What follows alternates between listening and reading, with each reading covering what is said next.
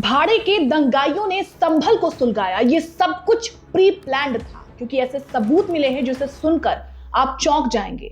नमस्ते, मेरा नाम श्रुति है।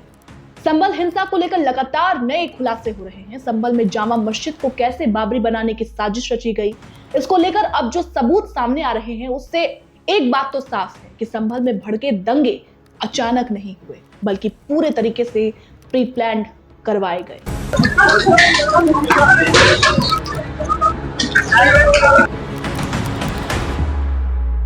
संभल में हुई हिंसा को लेकर लगातार अलग अलग दावे, अलग अलग इल्जाम लगाए जा रहे हैं। इन बयानों और दावों के साथ हिंसा के कुछ नए वीडियो भी सामने आए हैं, जिनमें से एक वीडियो में नजर आती है उग्र भीड़।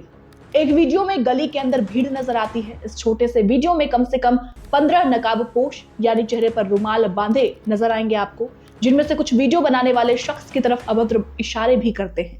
नकाब से चेहरा छिपाने वाले इन किरदारों की वजह से ही ये सवाल उठ रहे हैं। ऐसे में सवाल उठता है कि क्या नकाब पहनकर वही लोग आए थे जिन्होंने दंगा किया? क्या यही वो नकाबपोश थे जिन्होंने हिंसा का आगाज किया और फिर भीड़ ने इनके साथ हाथ मिलाया, भीड़ इनके साथ जुड़ गई? क्या ये लोग तय करके आए थे कि दंगा करना है और नकाब पहनने के पीछे मकसद अपनी पहचान छिपाना था? और सबसे बड़ा सवाल क्या कि संभल में हुई हिंसा में बाहर से लोग आए थे, शामिल थे?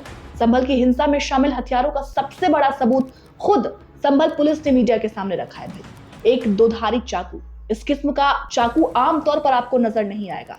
पुलिस का कहना है कि इस किस्म के चाकू लड़ाई झगड़े और दंगों के लिए ही बनाए जाते हैं। अचानक से ये चाकू दंगे में कैसे आ जाता है? अचानक से वो भी।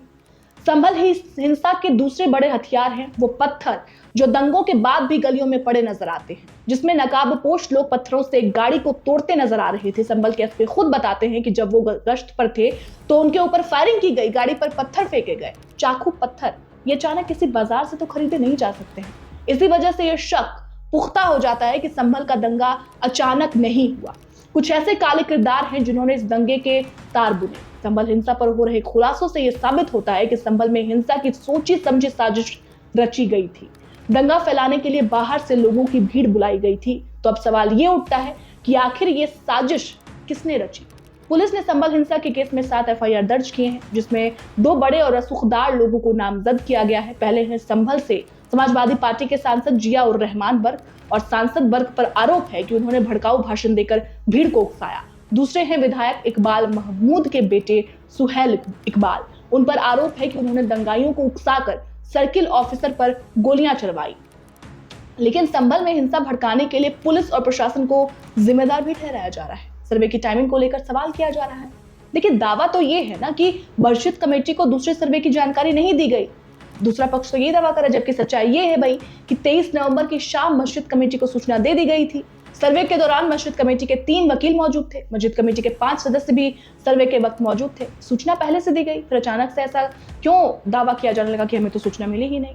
ये कुछ ऐसे पॉइंट्स हैं जिससे एकदम क्लियर है भाई कि मस्जिद प्रशासन को सर्वे के पहले सूचना दी गई थी और मस्जिद में सर्वे के दौरान ही मुस्लिमों की भीड़ जुटनी शुरू हो गई थी। ऐसे में सवाल यह है कि सर्वे को लेकर किसने अफवाह उड़ाई और क्या अफवाह का मकसद मुसलमानों को भड़काना था और दंगा करवाना था? क्या कोई हार का बदला लेना चाहता था या फिर कोई अपनी राजनीतिक रोटी सेक रहा था? फिलहाल इस पूरे रिपोर्ट पर आपकी क्या राय है, हमें कमेंट कर जरूर बताइएगा। बहुत बहुत शुक्रिया।